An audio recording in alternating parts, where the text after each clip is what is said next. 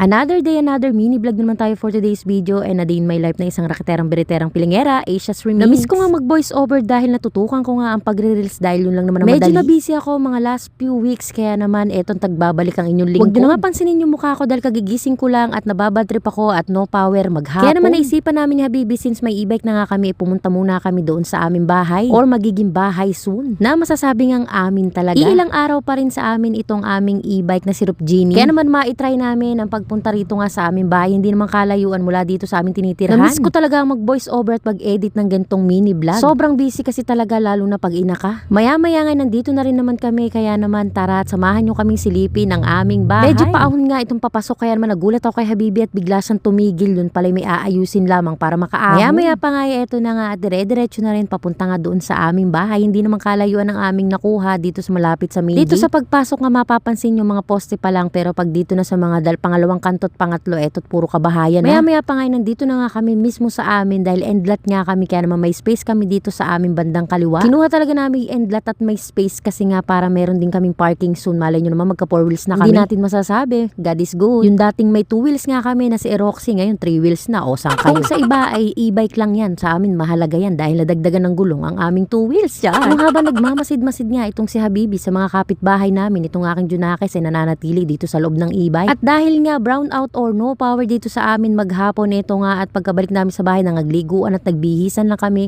at pupunta nga kami sa SM, magpapalamig man lamang doon. Sa sobra ba namang banas talaga at init, ang Junakis ko ay nagliligalig at nag-aakit nga sa SM. Sa tagal din naman hindi pa nakakapunta ulit itong bata ko sa SM dahil busy nga siya sa araw-araw sa pagpasok at talaga namang busy rin naman kami. Tingnan nyo nga at bungis-ngis na bungis-ngis. Ngayon medyo mapapadalas na nga siguro ang punta namin sa SM dahil may e-bike na, mahirap din kasi pag motor ang gamit. Yung damang-dama ng mga tao ang kainitan dahil no power pa nga sa dami ng taong napunta sa SM ngayon. Alam na alam ko yan yung mga technique na magpapalamig lamang. Yung parang kami lang. Pero since may token nga kaming natira nung mga nakaraang araw na punta namin dito, ito dinalangan namin at itong isa naman nag-iisip bata pa.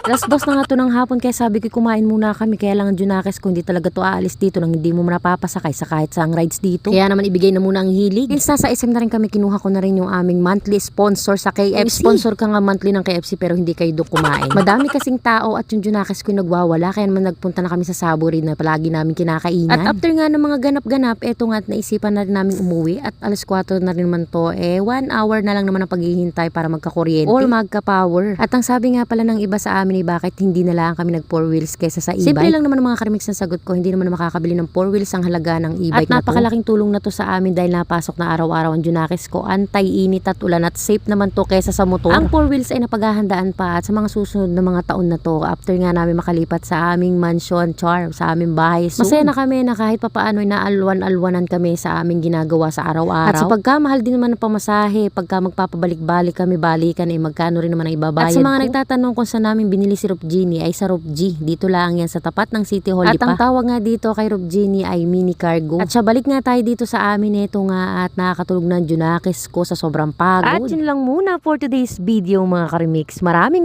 salamat sa patuloy na panonood sa aking mga mini vlog.